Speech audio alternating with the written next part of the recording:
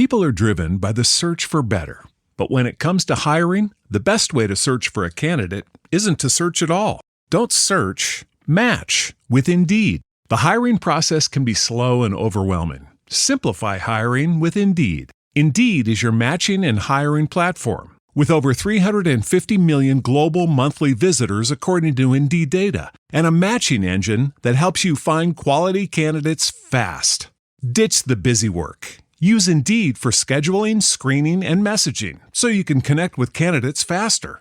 Join more than 3.5 million businesses worldwide that use Indeed to hire great talent fast. Listeners of this show will get a $75 sponsored job credit to get your jobs more visibility at Indeed.com/PODKATZ13. That's Indeed.com/PODKATZ13. Terms and conditions apply.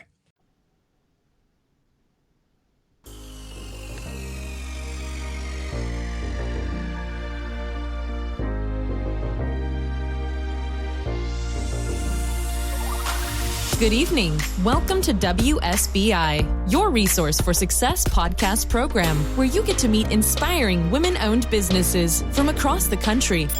And now, for your host, Kimberly McLemore.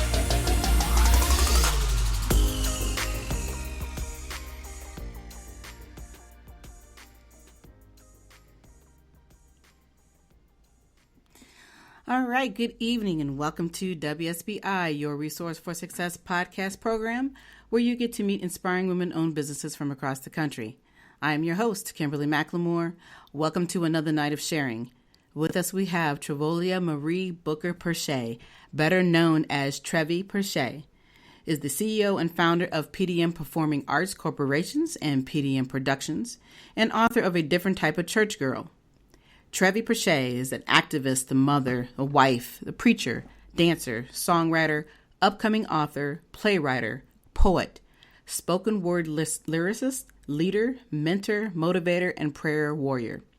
Trevi started dancing at the age of 8 and started her own dance classes at the age of 16 in the Louis H. Pink Houses Center.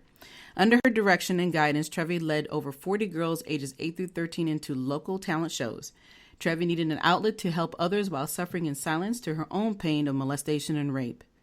Dance was the avenue that Trevi used to escape the drugs and gang violence that was developing in her community.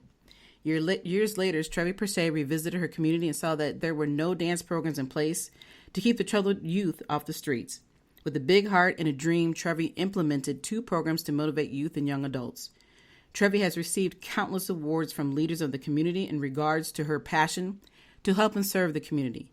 Trevi's ultimate goal is to showcase Black theater on the road to inspire families who are in a struggle, dealing with complicated issues and violence in our communities by putting real life situations on the stage, as well as providing resources to help those families in a crisis.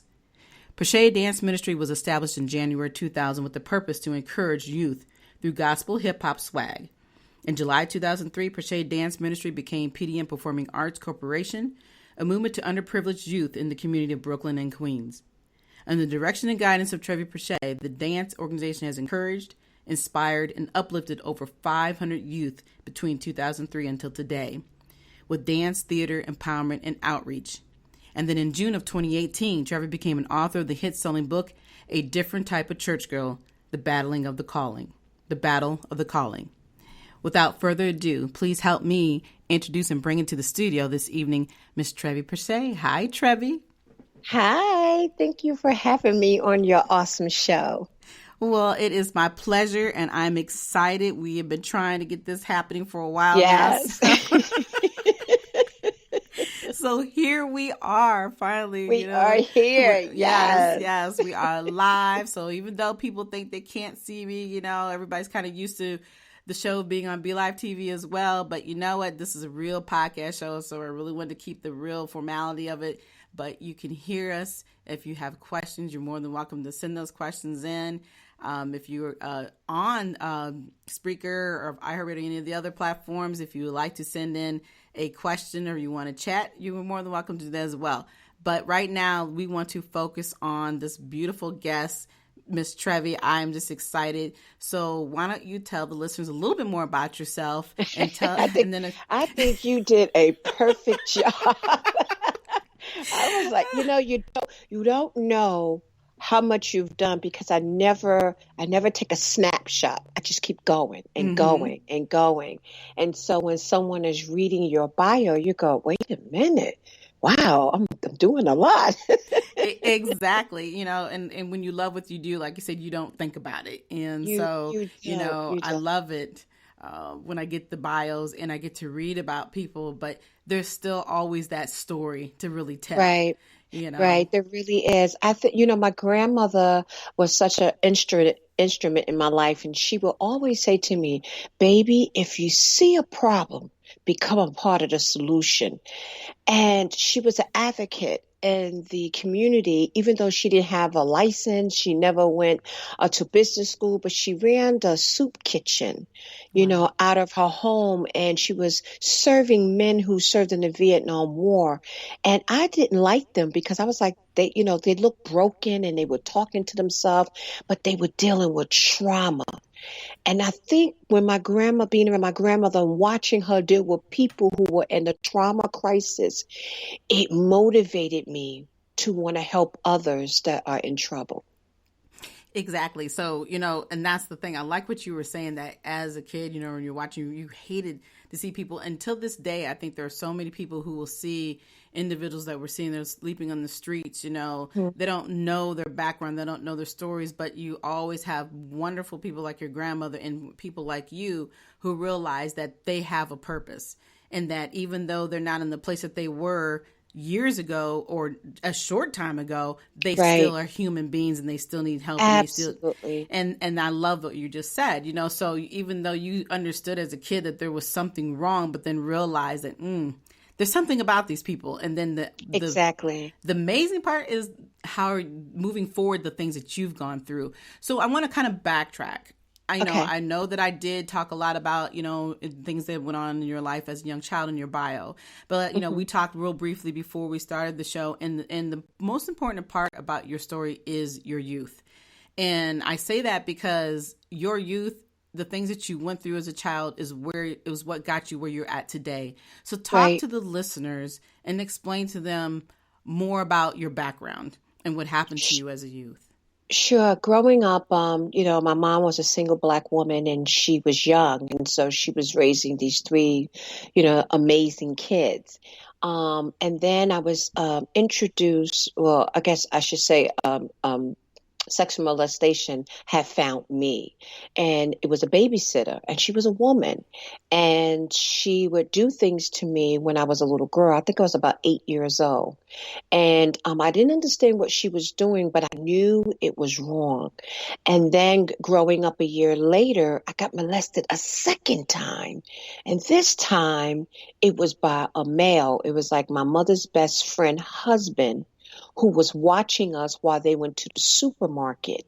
And he cornered me out. He kind of picked me out of all the 10 kids that was in the room. And he picked me out to sexually molest me. And it devastated and made me rebellious as a youth, and, going, because I couldn't tell. How do you tell your mother that someone's very important to her touched you? Mm-hmm. And you say, well, they're not going to believe me. So I grew up very angry and rebellious, but I knew I needed something to channel this anger. And that's when I realized I had this gift of dancing. I never went to school, and I just turned it on. And my God, when it came on, I felt free. I felt happy. I was at peace with myself. I wasn't fighting. I realized I didn't do anything wrong. And this dance gave me this joy that I couldn't get from anybody. Nobody could give me that. It came from the inside. And I knew that it was something different about me. And that's when I met young girls at 16 in the community center. I said, can I do free dance classes? And the man looked at me very odd, like, okay, there is something. People are driven by the search for better. But when it comes to hiring, the best way to search for a candidate isn't to search at all. Don't search, match with Indeed. The hiring process can be slow and overwhelming. Simplify hiring with Indeed. Indeed is your matching and hiring platform. With over 350 million global monthly visitors according to Indeed data, and a matching engine that helps you find quality candidates fast. Ditch the busy work. Use Indeed for scheduling, screening, and messaging so you can connect with candidates faster. Join more than 3.5 million businesses worldwide that use Indeed to hire great talent fast. Listeners of this show will get a $75 sponsored job credit to get your jobs more visibility at Indeed.com/PODKATZ13. That's Indeed.com/PODKATZ13. Terms and conditions apply. And about this young girl, she wasn't like other girls. She wasn't loud. She wasn't rude. She was respectful. And he gave me my first chance. And in 3 months, we had over 40 girls from the age 9 to 15. No, 9, because I was 16, was 9 to 13. And some of them were molested like me. Wow. Wow. That's a very deep story. And the thing that stood out to me the most when you're talking about this is that it happened to you twice. And then on top of that, it wasn't just a man, you had a woman too. And, you know, to go through that experience at such a young age, I know that you were traumatized, but the thing that really caught my attention was the fact that you talked about how dance was freeing to you. And I think that most people who are dancing, you know, not about the trauma in their life, but when we dance, we all feel free because there's no judgment. Right, exactly. And with you not having any judgment during those moments and realizing that this is what made you whole during those things that you were going through as a child, like you said, how are you going to go home and talk about this to your mom? You know, the people that she loved and cared about, thinking that they're caring for you in the same manner. Your outlet was to no longer be that hateful girl, the one, like you said, that was fighting all the time and just didn't know what to do with yourself. Your direction was turned. And I know that all the heartbreak that you went through, God was giving you that direction. So when you went through and you asked about being a part of this organization and, you know, dancing with these girls and realized there was so many others like you, that became an epiphany. Talk about that epiphany. Yes. So as I started, I had to get the parents to trust me because I know what it's like to trust somebody and then they can hurt your baby. So I became the protector over their purpose. I became the one that would be the voice for them. And then I could tell by the way they were behaving, I did the same thing. I could tell how they were lashing out and everybody couldn't understand what was wrong with this individual. I saw me. And so I developed like a counseling forum where they opened up to me. I opened up to them first because I know they were protecting the person that molested them and they were afraid to tell. And so I made the executive decisions to share my story. And my God, they sat at my feet, tears running down their face, raising their hands and say, I was touched. I was stayed out in the shower. So many stories overwhelmed me. So we would sit together and the first thing I let them do was cry.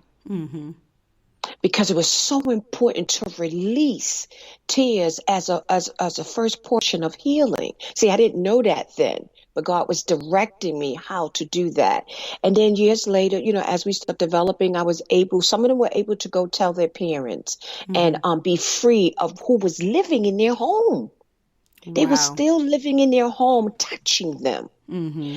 And finally, a lot of them got free, and I knew that was my calling. I knew I had to have a ministry or organization that was directly towards young women. And then eventually later on, I got young men who were in gangs and in trouble. And we had to put them in a protection program because all they wanted to do was dance. And the gang members was coming after me because I was drawing them away. From the gang members. So it was as we start developing PDM, you know, it used to be Pershay Dance Ministry, but I knew there was more to me than dance. It was bigger than dance.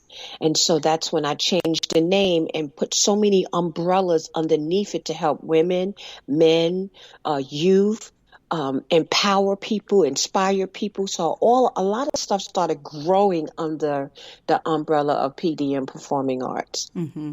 Yeah, and that's amazing. And to listen to you talk about the fact, like you said, that your programs aren't there just for women. They're there for youth and they're there for men. And we always find that our men sometimes have more of a problem sharing what they've gone through because they don't want to look like, oh, well, I'm weak. You know, people are going to talk about me. So I love that you have all these other programs. Now, and the thing I think that's always interesting when you have these circumstances and the situations that these young people have been in, that you've been in, you know, how are the programs coming, or how do you work with the families, you know, once they realize that there are problems in that home or even outside their home? It affects everybody. It just doesn't affect the victim. So what do you do to help those that are surrounding that victim within their environment to get them to get on board and realize that, hey, you can't close your eyes to this. We all have to face this. Now, how do we help ourselves get through this? Right. You know, I'm glad you asked that, because that's how I started playwriting, because a lot of times the parents didn't want to hear it or pull their kids out of the program because, you know, we live in that saying, what goes on in this house stays in this house. Mm-hmm. And I knew I had to have a bigger platform. So I thought that if I can put it on a stage, and you could sit in the audience and see what is going on in your home, it'll be it's a better impact, because it's mirror and reflection now. So now I got it on a broader stage, and you hear the audience go, oh my God, no, get help. Oh, she's so crazy. Why does she do that?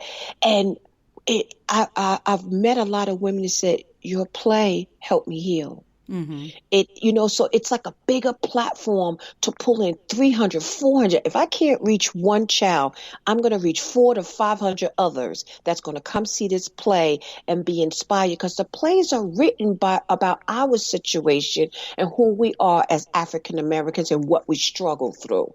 So now I'm putting in a stage, but watch this. At the end, I have resources that can help you come out. Mm-hmm. And so it's been successful in that area. Mm-hmm. And you're right. And I like that, because like you said, that people they no longer just see the movie.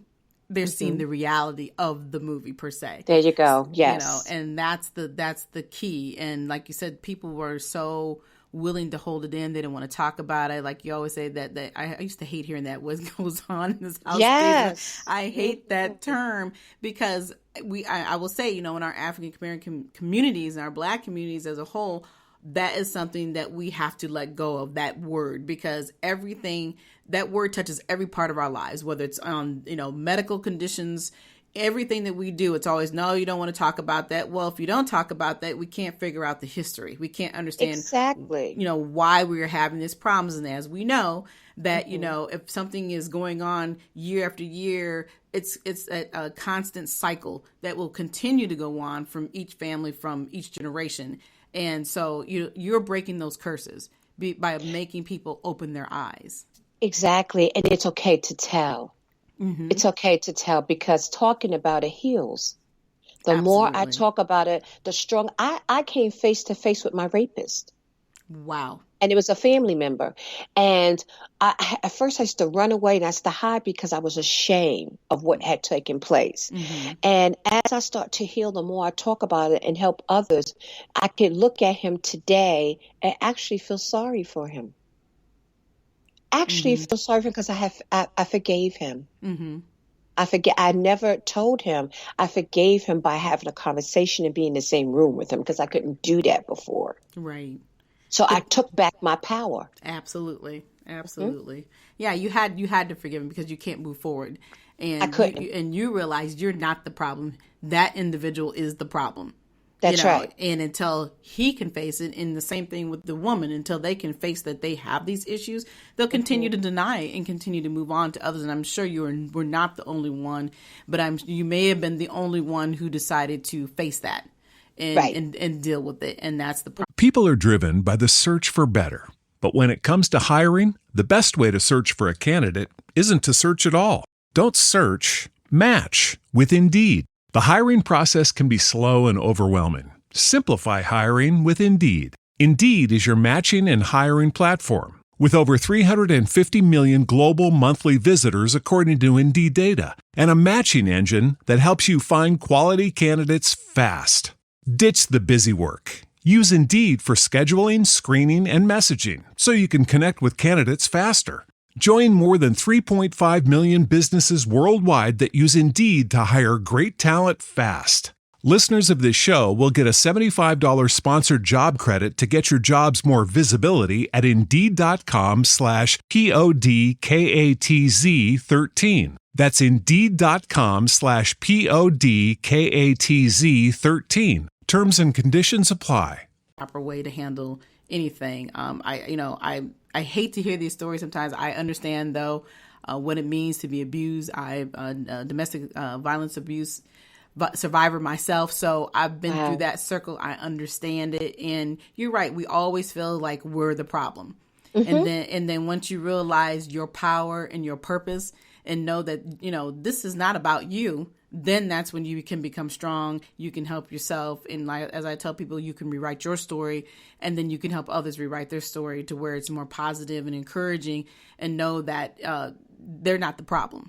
Right. So, I love what you're doing. So I want to ask you a couple other questions. In Sure. the business, in the field of business that you're in, I know it can be somewhat difficult. We all love, dance and theater and all that.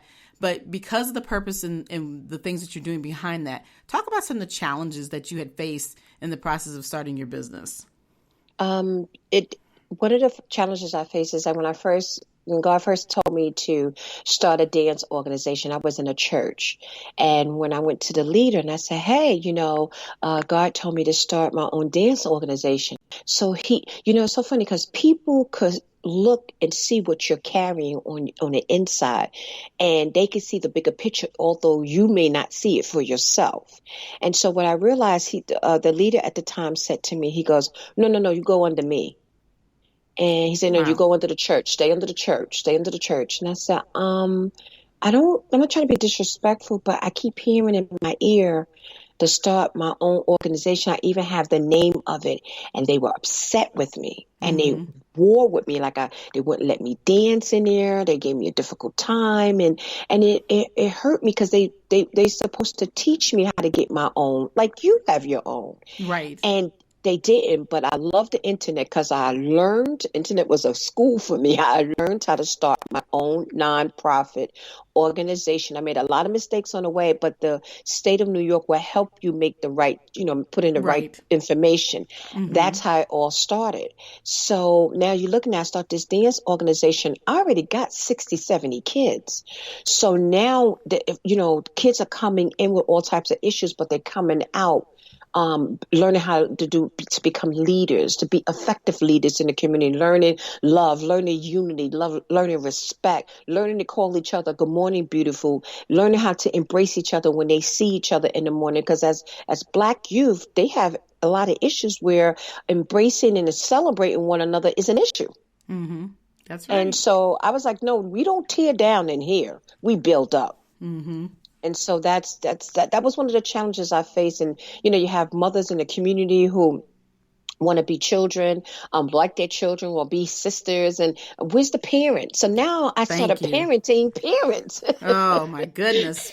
Preach on that one. Okay, we can talk about that subject all night long, because that is a huge problem in our society today. Everybody wants to be friends. And then that's where, they don't seem as parents to understand where to draw the line. And these kids don't know where to draw the line, because one minute you're telling me you want to be the parent, but the next minute you want to be my best friend. You can't have it both ways. It's about respecting and realizing that you are always going to have, as a child, even when you become an adult, there's always going to be an authority figure.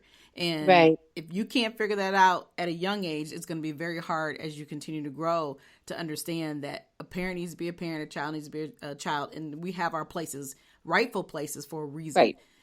So I love what you just said, because I'm like I said, I can think about that all night long. I get so tired of hearing these, they're my best friend. No. That's not how this works.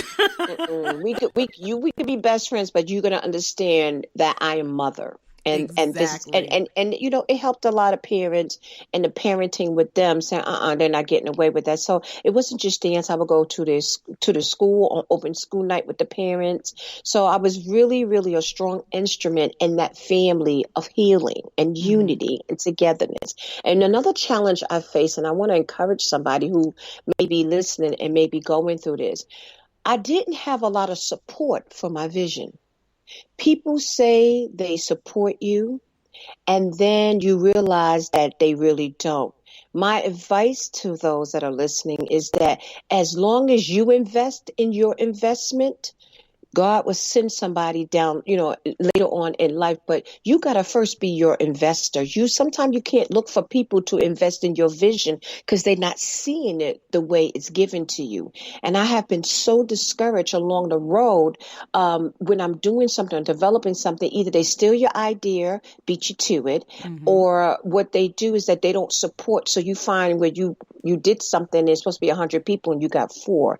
I always say, take that 4 and work it. Work that Exactly. 4. You know what I'm saying? Stop looking for the larger number and start looking for what comes to you, that who you're empowering. And Exactly. I would not stop birthing. I don't care who didn't support me. I didn't care who didn't give me. I'd spend everything out of my personal pocket because I'm like, if the government and the state is not going to give me money, I'm still going to run my program.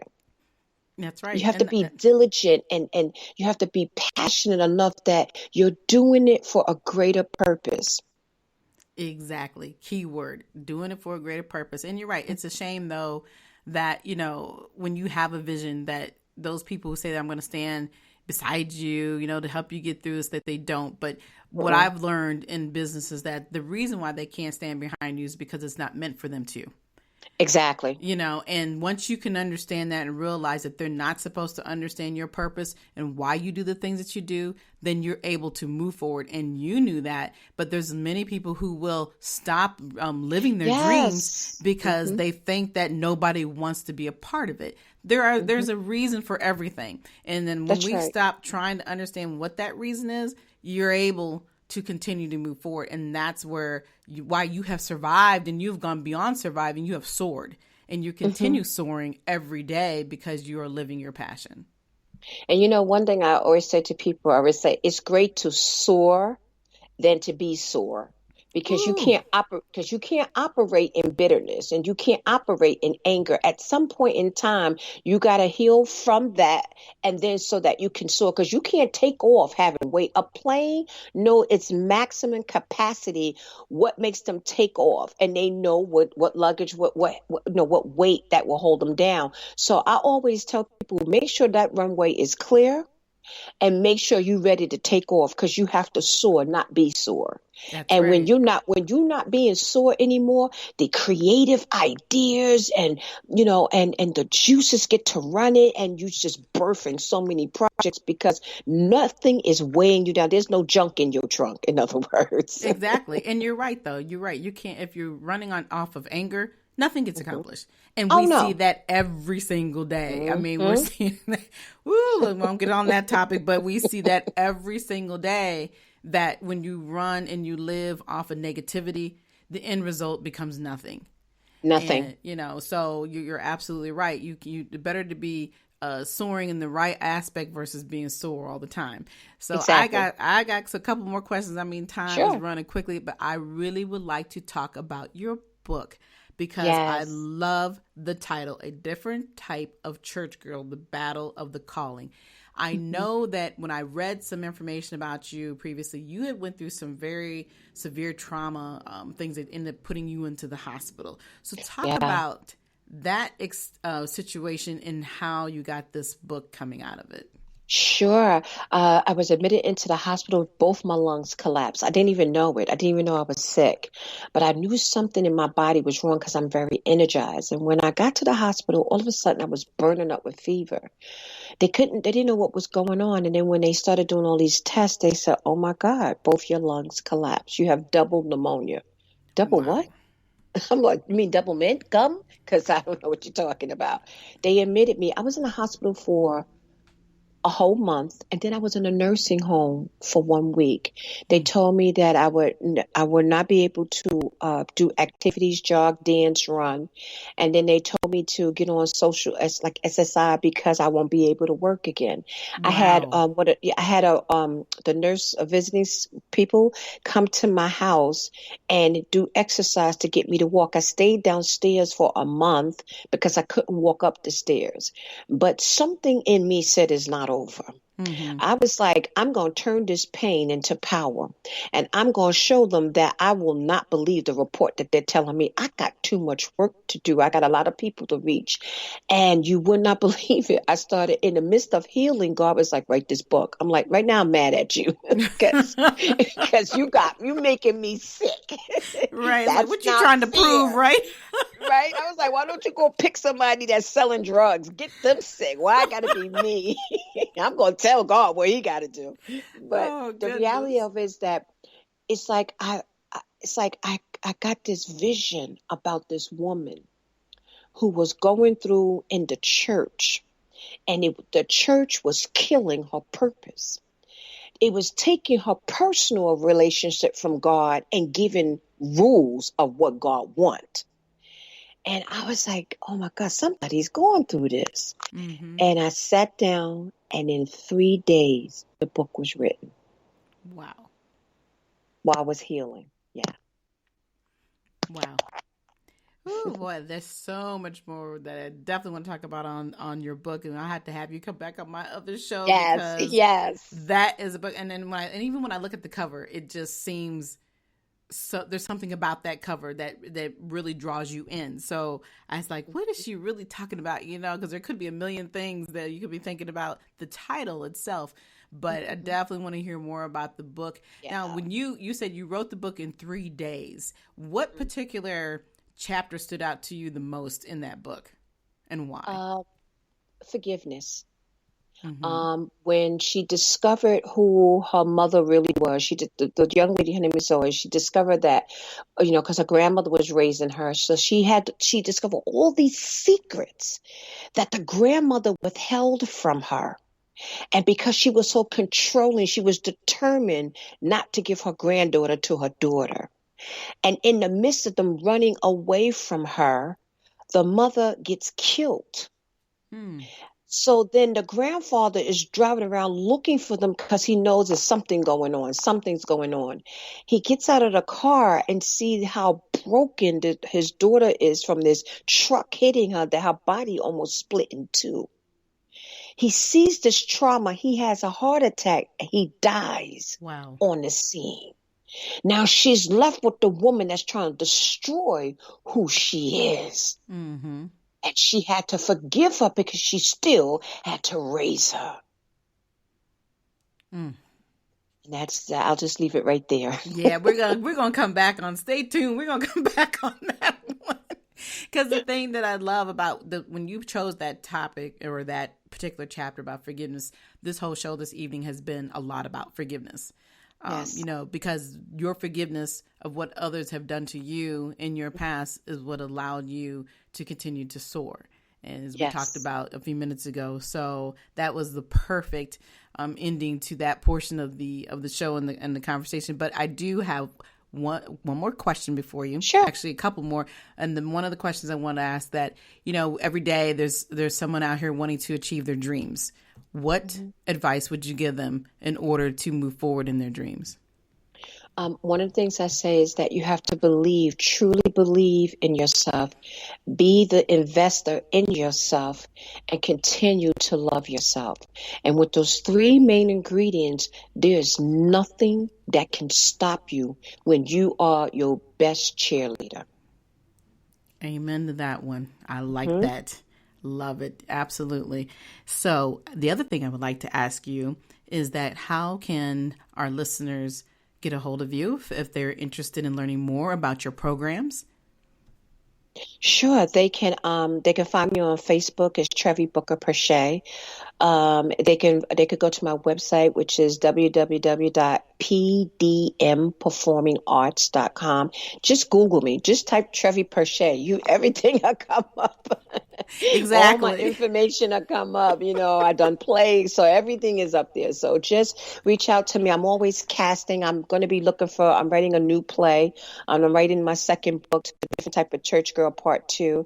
And my next play, I'm going to be looking for actors, and, I'll keep you posted. Maybe we could do some, awesome, casting calls and stuff like that. So please look out for a lot of great things that's coming down the pipe. Wow, that is going to be awesome. So for those who are looking for Trevi, and her name is spelled Trevi, and the last name is Pershay, Pershay. I wanted to make sure that I said that because it's a unique name. So make sure that you're looking for Trevi Pershay. It's Trevi Pershay. And then you can also look under her website at www.pdmperformingarts.com. That's important to know. So you can follow all of the things that she has going on, and she has a ton of things going on, like she just said, and go back and review her history. I mean, the amount of shows that you've had on Broadway, I was just like, oh my gosh. It's like, this girl don't stop. And we're going to Atlanta this year. So this is my first tour, going to Atlanta in December. Wow. Well, congratulations. Thank you. Yeah, definitely have to get to New York and see one of your plays. I'll be getting out there sometime soon. I'm not going to say why, so I'm going to let that, that's got to be a secret, but we'll definitely have to connect because I know you're in New York. Yes, and our play is on Broadway July 20th. Awesome. All right. Yes. All right. Well, we are definitely coming to the end of our show. I really want to thank you for coming on. It has been such a pleasure having you on as my guest this evening. Do you have any last words for our listeners? I just want to say to those that are going through a struggle and those that are getting the support that you can, let me tell you something. You were chosen to make a difference, so be a difference. Absolutely. All right. Again, thank you so much, Trevi. It has been a huge pleasure, like I said, having you on the show this evening. For everyone else, I would like to say thank you for listening. We will be back here again next week, same time, same place. A new special guest will be Ann Alston, who's the owner of BMWOC. So if you've been following me a lot here in the last few weeks, last actual couple weeks in reference to BMWOC about my podcast interview with her and several others. We were up for awards. We are going to be having a special edition show next week talking about her, the awards program going on. We'll be talking about a lot of other things about what it means to truly being into podcasting, all of that. So make sure you stay tuned next Thursday evening, same time, same place. Until then, you all have a wonderful evening. Good night. Good night. Good night, everyone. We will be back next Thursday evening at 7 p.m. Follow us on Spreaker, www.spreaker.com/user/WSBI. View our new WSBI website anytime at www.wsbillc.com and on Facebook, Twitter, YouTube, LinkedIn, and Instagram.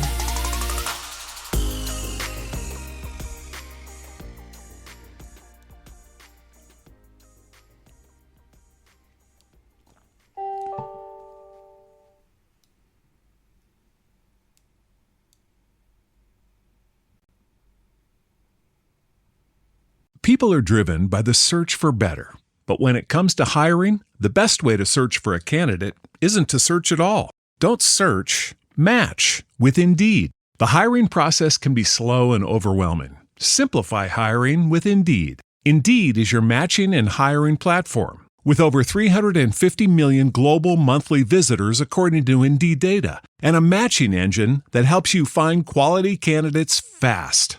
Ditch the busy work. Use Indeed for scheduling, screening, and messaging so you can connect with candidates faster. Join more than 3.5 million businesses worldwide that use Indeed to hire great talent fast. Listeners of this show will get a $75 sponsored job credit to get your jobs more visibility at Indeed.com/PODKATZ13. That's Indeed.com/PODKATZ13. Terms and conditions apply.